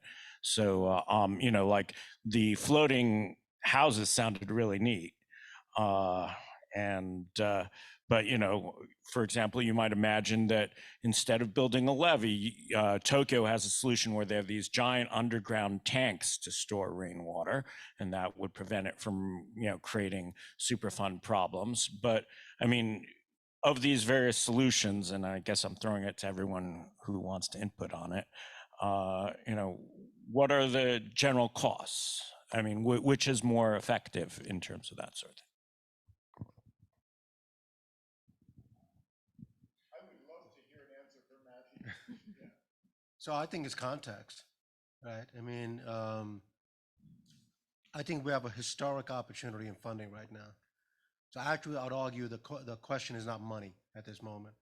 The question is whether the money for Philly or Pennsylvania is going to be dedicated in the places of need. I mean, historic. I mean, just go look at history. We have never had the infrastructure money and climate money in the history of this country, right? And this is on top of things like adjusting the FEMA rules. So I don't believe it's a question of money. The question is, can we develop a community-driven solution that recognizes the context of urban renewal, the consequence of urban renewal, Superfund sites, the transportation infrastructure? What solution fits them? Not import a solution on them. So we have to bring the technical solutions, deliver it in a way that communities can understand what fits them in terms of livability, job creation, you know, and all the things that community deem necessary, and us collectively fighting for the resource to be dedicated. This is the biggest political issue ever, right? We're going to challenge the mayoral candidates in less than 2 weeks. Will we agree to a framework in this historic moment to invest in Eastwick over Center City? How many people put their hand up on that? I mean, if you ask Philadelphia people, will they put their hand up on that? You know, to me, that's a question. I think the funding question is a false question at this moment from my perspective. With all due respect, I think you kind of addressed some other question. I mean, resources, I mean, that's wonderful that you're getting unprecedented amount of resources and that you're using your political voice to bring more resources to the question. But even at a higher level of resources, you could do more if you do it efficiently. And so I guess maybe that's kind of my engineering perspective, but I was kind of hoping to have some contrast between the various techniques that have been discussed in the third student presentation, for example, regarding, just an order of magnitude. For example, if you, have created room for the river to run, you'd be displacing a massive number of people, and that'd be very expensive and might not be efficient. Some other technique with a rooftop might require reinforcement of roofs, but it might be actually very efficient to do. I don't know. I have no idea. But it's not moot, because while it's great to have extra resources, that just means you could do more, right? Or you're wasting. Thank you for that. I'm going to turn now to another question. Go ahead, please. There's the mic. My name is Wanda Miles. I'm a citizen planner. I'm an ex-Eastwick resident. Okay. I'm not faulting the city for first developing in Center City because there was a reason for it. You were one of the poorest cosmopolitan cities there is. So all that building did help raise the tax basis, and I guess who benefited the most from it was the police department, because starting salary for a police officer now is in the 50,000, whereas a long time ago when I was looking into it, it was like 23K. Okay, so we know where part of the money went. Of course, the fight from the citizens is trying to get more money for the schools, you know what I mean, to educate the children. And you do need a more educated population here in the city to be a cosmopolitan city. We were kind of like really behind. I know I would like to stay in contact with everyone here because I was trying to develop a solution for the Eastwood community. And one, I know I said I would like to put a bayou in the back there because all the things that God designed to put here is what we as humans took away, and it caused our problems with the water issue back there. I know one street, I think I read where the lady suffers PTSD because every time it rains, they know that they're going to get flooded out. They're on the worst street. If you live out there, you know which one's the worst street, and then when you drive around, you realize how the place was designed. And I saw this on one block. You had one house on the houses on one side, they had stairs, the stairs going up, they were high, and on the other side, it's like it was going down so that your car is going down into your garage. So I'm like, oh, so these ones are going to take most of the water and they're going to save the ones on the other side of the street, which isn't fair either. You know what I mean? I'm sure the people who are living on the wrong side of the street don't appreciate that. So only thing I can think of is, like saving, putting everything back that nature was there next to the creek and everything else, and taking all the stuff that's in the creek, because a guy told me you'll find a lot of stuff in that creek, cars or whatever. You know what I mean? Somebody told me they think there's a dead body that's out there in a car, but nobody has gone out there to investigate, right? And I forgot it was the Swedish or who that first built the community out there, but there's an older area that goes way past, was it 80th Street, and there are houses back there. It was a whole community back there, and it was getting flooded out. It wasn't a good place to plant a area. So they brought it further to where what we see today as far as Eastwick, you know what I mean? But I think the problem is the whole area was marshland, even up to 70th Street, because the little mini mansions that they built up there are the ones that are sinking in the ground. So the whole area needs to be rethought, and just things put back in place that will, maybe have at least a little bit of a community out there where it's residential. And, it was a good idea when they had the farmland and there was only a few houses out there and they were farming, and that's what the community should have been. You know what I mean? That's what it should have been. Island Road is basically an Indian trail, and the Indian trail went down to the water because everything out there was marshland. So I I don't know. Sometimes I wonder if man thinks he's much smarter than God. You know what I mean? He's designed it so that you can live on it. And the Indians had what their winter grounds and their summer grounds. So these areas were not meant for permanent residents. They were supposed to be temporary. And the only thing I can think of then, we'll all be living in little tiny houses then, so that we could, take our houses in different places when when we need to move from one area to another area. And we have our winter grounds and our summer grounds. The man wants to be permanent. I don't know.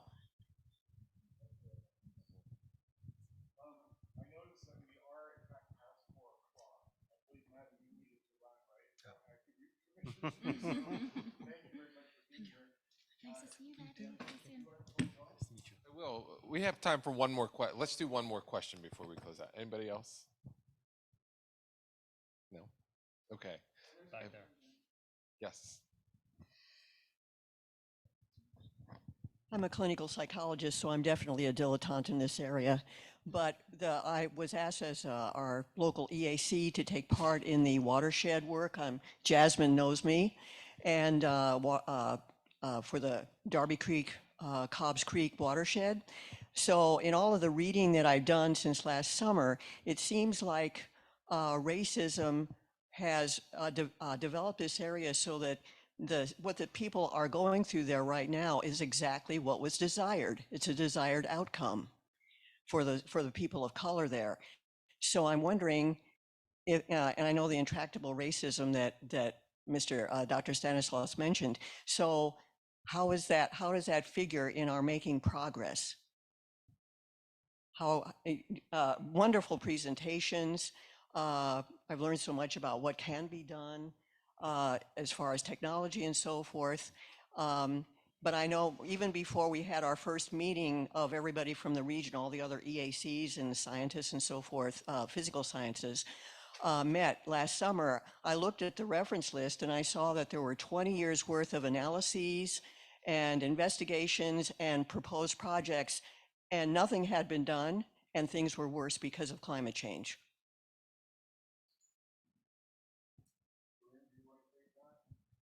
Sure.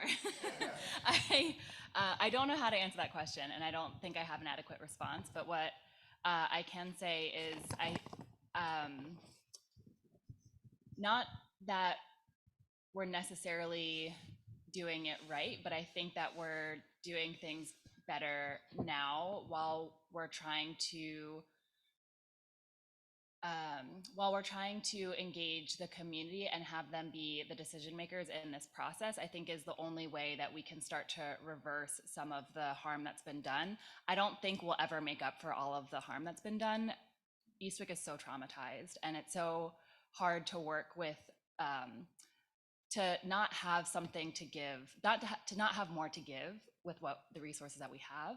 So we're just trying as much as we can to pair. I think there's so many people that are interested in Eastwick and that really want to do something to start to reverse the harm that's been caused, but it takes an insurmountable amount of coordination and resources to get Eastwick to a better place. So the best that we can do with what we have right now is to shift as much power to the community as possible, so that they're the ones that are making the decisions about their future, instead of the government coming in and making it for them, which is what's been happening for decades and has obviously done nothing for them.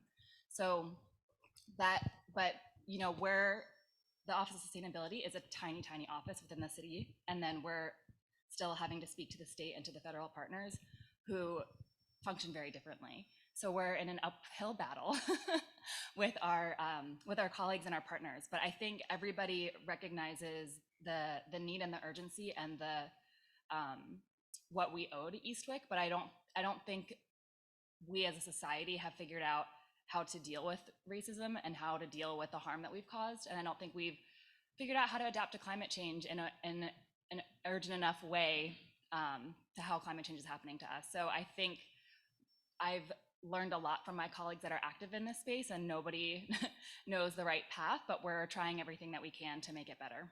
That's all I can offer. Great. Thank you to our panelists. This was a great conversation. So let's give them another round of applause.